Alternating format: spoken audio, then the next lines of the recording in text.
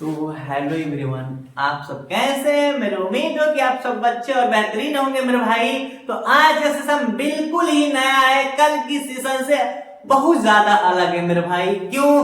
क्योंकि इसमें हम लोग जो अभिक्रिया पढ़ लिए थे, रिएक्शन पढ़ लिए थे, केमिकल रिएक्शन, उसके आगे पढ़ेंगे। क्या पढ़ेंगे?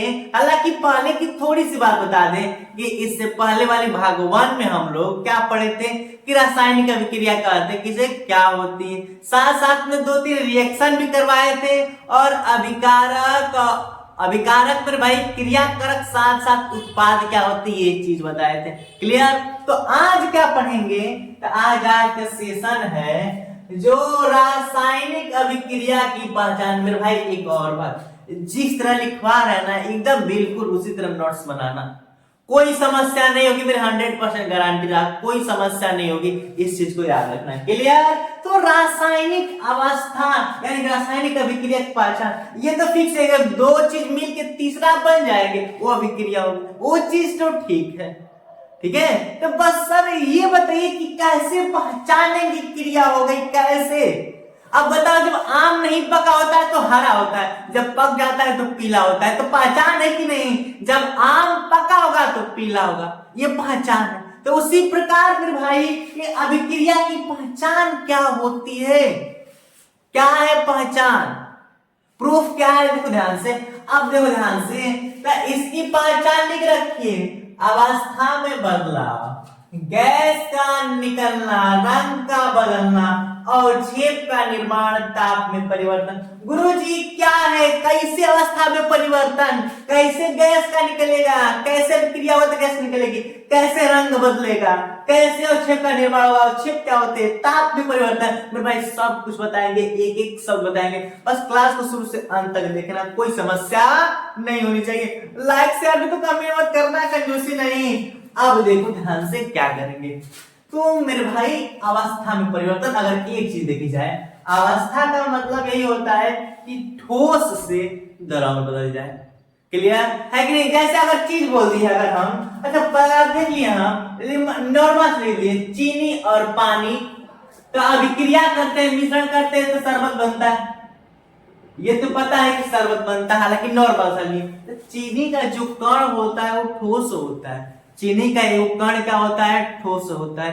और जब पानी में मिलाते हैं, जब चीनी कण को पानी में मिलाते हैं तो शरबत बनता है। क्या शरबत में भी उसका कण ठोस होता है? नहीं, नहीं ऐसा होता है, बिल्कुल नहीं। अब बताओ, चीनी का कण बदल गया कि नहीं? चीनी की अवस्था बदल गई कि नहीं?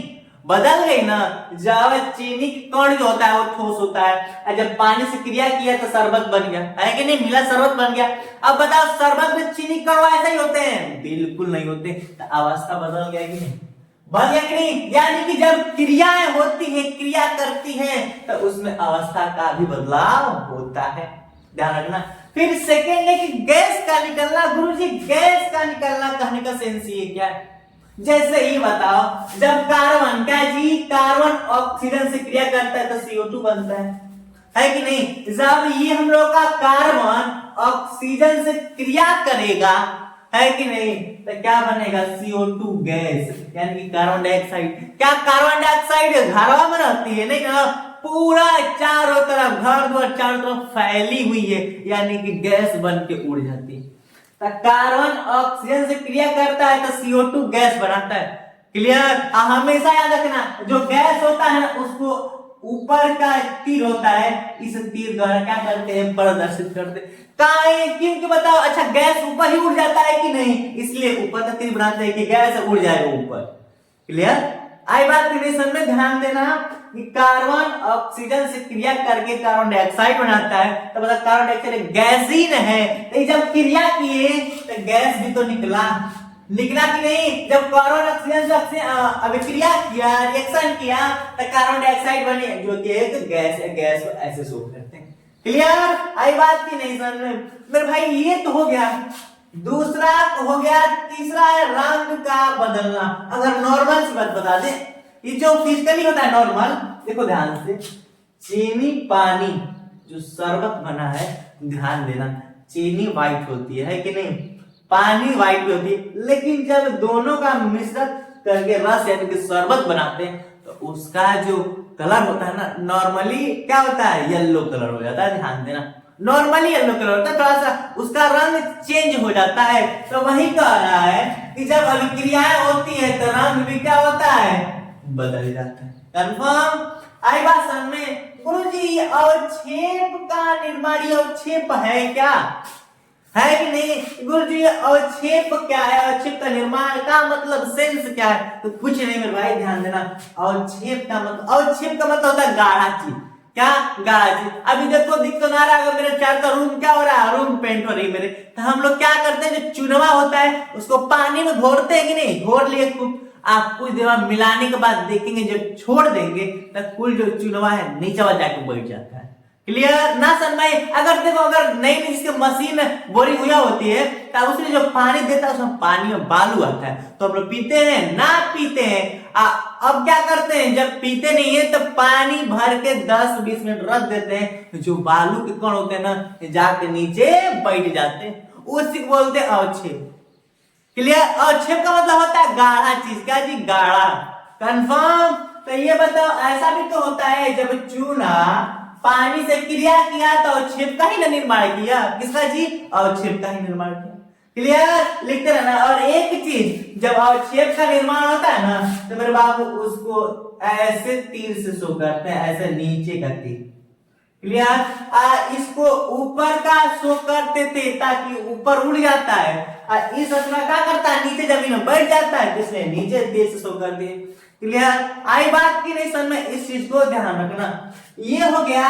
फिर है अगला, ताप में परिवर्तन। गुरुजी ताप में परिवर्तन क्या है, कैसे ताप में परिवर्तन हो जाता है? तो देखो ध्यान से, ताप में परिवर्तन का मतलब एक बर्फ लिए फ्रिज से निकाले, और जब फ्रिज से बर्फ को निकालते हैं तो ऑक्सीजन से क्रिया करता है, क्योंकि चार का ऑक्सीजन ही फैले हुए, ऑक्सीजन से क्रिया करता है तो लिक्विड फॉर्म में होता है। बर्फ क्या होता है, गलने लगता है कि नहीं? और एक नॉर्मल सी बात, जितना ठंडा फ्रिज में से लाने पर था बाद में उतना ठंडा नहीं रहता है। तब बताओ उसका टेम्परेचर में बदलाव हुआ कि नहीं? टेम्परेचर बदला हुआ ना।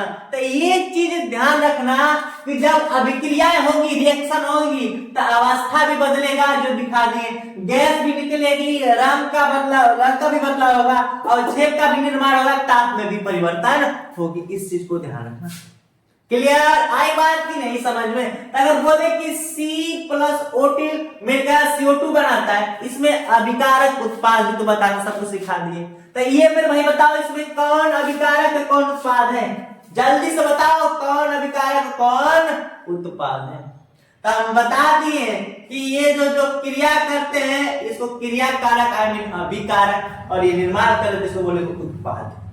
क्लियर? आई बात की नहीं समझ में? यहां तक तो अच्छी से समझ ही लिए। और एक चीज और, जैसे मेरे भाई जो ये है ना, तो क्या गुरुजी ये जरूरी है यहाँ पर दो अभिकारक रहेंगे तो तीन ही उत्पाद होगा? अच्छा, ये दोनों क्रिया कर रहे हैं, उत्पाद बन रहा है कि नहीं? ये दोनों क्रिया कारक आई मीन अभिकारक है तो उत्पाद बन रहा है। तो क्या गुरुजी दो अभिक्रिया है तो एक उत्पाद होगा? ये जरूरी नहीं है मेरे भाई। जो अभिक्रिया है ना, अभिक्रिया यानी कि अभिकारक और उत्पादक संख्या क्या होती है, कम या अधिक हो सकती है। लिख सकते हैं इसको इंपोर्टेंट बना के, ये भी लिख लेना, कुछ चीज भूलना मत, सब कुछ लिख लेना। लिख सकते हो कि अभिकारक और उत्पादों की संख्या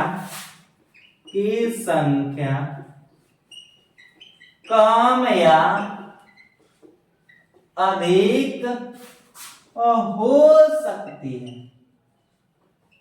हो सकती है।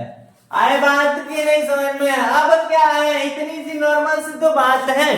क्या है? अभिकारक और उत्पादों की संख्या कम या अधिक हो सकती है। गुरुजी अभी ना समझ में आया। जैसे कहने का कि एगो अभिकारक यानी कि दो अभिकारक मिलके एक उत्पाद का निर्माण कर सकते हैं, या तो दो अभिकारक दो उत्पाद का भी निर्माण कर सकते हैं, ये भी हो सकता है कि दो अभिकारक तीन उत्पाद का निर्माण कर सकते हैं। कितने मेरे भाई? तीन उत्पाद का निर्माण कर सकते हैं। क्लियर?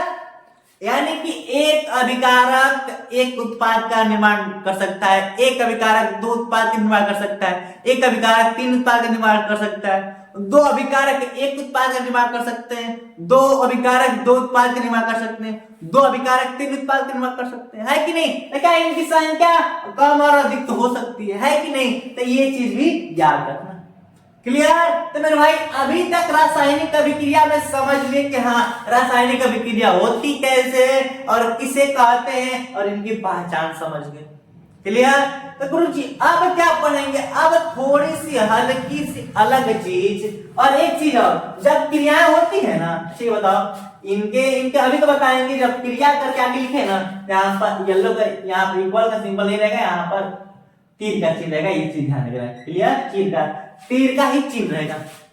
कंफर्म? तो अब हम लोग अभिक्रिया समझ लिए, अब समीकरण समझते हैं। जब समीकरण समझ लेंगे ना तो फिर मेरे भाई अभिक्रिया के प्रकार पर चलेंगे, क्योंकि अभी चैप्टर का नाम है उसको ही समझ रहे हैं। क्लियर? तो यहां तक तो कंफर्म है, कोई डाउट नहीं है। तो अब हम लोग आगे देखते हैं। तो अब हम लोग क्या समझेंगे? ज्यादा कुछ नहीं, जो सामने लिख रखे हैं रासायनिक समीकरण। गुरुजी ये समीकरण क्या है? कुछ कला है? तो हाँ मेरे भाई कुछ कला है इसके अंदर।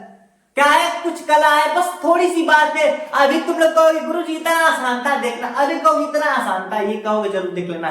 क्या है? ये है इसमें समीकरण जो होती है, जैसे समझाने के लिए आप लोग एग्जाम्पल लेते हैं। पहले एग्जाम्पल लेते हैं, जैसे अगर हम लोग को अभी आप लोग को बताएं, क्या अभी आप लोग को बताएं कि कार्बन, क्या मेरे भाई कार्बन क्या करती है? ऑक्सीजन से क्रिया करके, ऑक्सीजन से क्रिया करके कार्बन डाइऑक्साइड बनाती है, कार्बन डाइऑक्साइड बनाती है। इस बात को तो मानते हो कि हाँ गुरुजी कार्बन ऑक्सीजन से क्रिया करके कार्बन डाइऑक्साइड बनाता है कि नहीं? तो फिर इसमें नया क्या है? ये तो आप पहले ही बता दिए हैं मेरे भाई। इस बार क्या किए हम? कार्बन को हम C नहीं लिखे हैं, ऑक्सीजन को O2 नहीं लिखे हैं, हम कार्बन को कार्बन हिंदी में लिखे हैं, O2 को ऑक्सीजन लिखे हैं। क्रिया करके CO2 बनाती है कार्बन डाइऑक्साइड, इसको CO2 नहीं लिखे हैं, कार्बन डाइऑक्साइड लिखे हैं, है कि नहीं? ये अलग काम किए है कि नहीं? तो गुरुजी अगर ये लिखे ना लिखने से क्या फर्क पड़ने वाला है? बात आता है कि नहीं? तो मेरे भाई फर्क पड़ता है। क्या फर्क पड़ता है? कि अगर हम carbon plus oxygen equal to carbon dioxide लिखे तो ये होती है अभिक्रिया। दोनों क्रिया करके तीसरा निर्माण कर रहे हैं, है कि नहीं? तीसरा को तब मेरे भाई जब इन्हीं चीजों को हम सूत्रों द्वारा, किसके द्वारा? सूत्रों द्वारा, जैसे कार्बन है कि नहीं, कार्बन को C लिख दिए, ऑक्सीजन को O2, सूत्र है कि नहीं, कार्बन डाइऑक्साइड को CO2। क्लियर? तो क्या बोले, जब हम ऐसा अभिक्रिया है कि नहीं, यानी कि ये हम लोग का अभिकारक है और ये हम लोग का उत्पाद है। जब अभिकारक उत्पाद को सूत्रों द्वारा लिखेंगे वही तो हम लोग का समीकरण है, वही तो समीकरण है। तभी से हम C प्लस O2 बराबर CO2 बता रहे थे ना, है कि नहीं? अभी बताए थे मैग्नीशियम प्लस ऑक्सीजन बराबर MgO, है कि नहीं? बताए थे ना। क्लियर है? यहाँ पर 2 लगा दे, यहाँ पर 2 आई बात नहीं सर में। ये मैग्नीशियम ऑक्सीजन मिलाकर मैग्नीशियम ऑक्साइड, है कि नहीं? तो जो ये अगर इसी को लिखते हम मैग्नीशियम, क्या मेरे भाई मैग्नीशियम प्लस ऑक्सीजन बराबर मैग्नीशियम ऑक्साइड हिंदिया में, तो वो क्रिया होती। क्लियर? ये भी क्रिया है, लेकिन जब सूत्र द्वारा लिख देंगे, सूत्र द्वारा सूत्र को, तो समझो कि हम लोग रासायनिक समीकरण हो जाएगा। क्लियर? तो मेरे भाई परिभाषा की बात है, तो परिभाषा क्या लिखेंगे? परिभाषा लिखो कि किसी अभिक्रिया के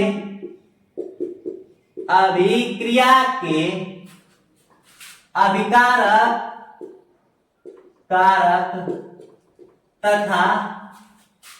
तथा उत्पादों को सूत्रों द्वारा दर्शाया जाए। क्या मेरे भाई? सूत्र द्वारा दर्शाया जाए, उसे क्या कहते हैं? तो उसे रासायनिक समीकरण कहते हैं। ध्यान देना, रासायनिक समीकरण कहते। क्लियर? क्या बात है? तो बात बस इतनी है, यहां से इतनी बात है, इतनी क्या है कि किसी अभिक्रिया के, अब बताओ कार्बन ऑक्सीजन मिलकर कार्बन डाइऑक्साइड मिला, ये अभिक्रिया है कि नहीं? तो अभिक्रिया में इतनी पार्ट को हम क्या बोलेंगे? अभिकारक बोलेंगे। अभिकारक, या इसको हम लोग क्रिया विकारक बोलते हैं, है कि नहीं? क्रियाकारक बोलते हैं, अभिकारक क्रियाकारक, है कि नहीं? अब ये दो जब अभिकारक क्या करते हैं? क्रिया करके किसका निर्माण करते हैं? उत्पाद का। तो यानी कि एक अभिक्रिया में दो ही चीज होती है, एक अभिकारक और एक उत्पाद, है कि नहीं? तो अब बताओ, अभिकारक और उत्पाद जो है ना, इन्हीं को जब सूत्र द्वारा लिख देंगे, सूत्र द्वारा, वही हम लोग का रासायनिक समीकरण हो जाएगी। और कुछ नहीं है, ध्यान से देखना, और कुछ नहीं है मेरे भाई इस समय। क्लियर? आई बात की नहीं समझ में? और एक चीज और सीख गए, ये तो सीख गए गुरुजी, सीख गए ना। और एक चीज जो मेन फैक्ट है बता दे रहे हैं, मेन फैक्ट स्टार रखना। कौन सी फैक्ट? कि अगर यानी कि अभिक्रिया करते समय ये भी अभिकारक है, एक भी अभिकारक है कि नहीं, इनके बीच में क्या होगा? चिन्ह प्लस का चिन्ह रहेगा। क्या चीज? अगर कहने का सेंस ये हुआ मेरा कि जब दो या दो से अधिक अभिक्रिया हो, यानी कि अभिकारक हो, ये भी अभिकारक, ये भी अभिकारक, है कि नहीं? तो इनके बीच में क्या होगा? प्लस का चिन्ह होगा। अगर कोई ऐसा भी उत्पाद आया, उत्पाद दुगो हो गए, तो उनके बीच में भी प्लस होगा, उनके बीच में भी क्या होगा? प्लस होगा। ये चीज ध्यान रखना। आई बात समझ में कि नहीं आ रही? ये चीज ध्यान से बताओ हमको। तो इतनी चीज समझ गए कि नहीं? तब वो चीजें बता रहे हैं जिन चीजों को हम अभी समझाना चाह रहे हैं आप लोगों को। तो इतनी तो समझ में आ गई कि हाँ गुरुजी, रासायनिक अभिक्रिया समझ गए कि जब दो चीजें क्रिया करके तीसरा निर्माण करती अभिक्रिया है, और जब उन्हीं अभिक्रिया के उत्पाद और हम लोग अभिकारक को सूत्रों द्वारा लिख देंगे, हम लोग का क्या हो जाएगा? समीकरण। क्लियर? आई बात की नहीं समझ में? आप लोग सामने सूत्र लिखा गया। क्लियर? आएंगे। हालांकि ये चीज लिख जाकर एमजी क्या बोलते हैं? मैग्नीशियम, मैग्नीशियम, ठीक है। और इसको ऑक्सीजन प्लस ऑक्सीजन क्रिया करके, यहाँ पर हमेशा तीन करेगा, ध्यान देना, सॉरी, ठीक है। तो क्रिया करके मैग्नीशियम ऑक्साइड बनाता है। क्या बनाता है? क्लियर? ये तो क्रिया करके ये बनाया, ठीक है, लेकिन जब सूत्र द्वारा लिख दिए कि 2mg + O2 = 2mgO, ये है क्या? तो ये क्या है? यही तो समीकरण है। क्लियर? यहां तक तो हो गए मेरे भाई। अब हम लोग आगे समझते हैं।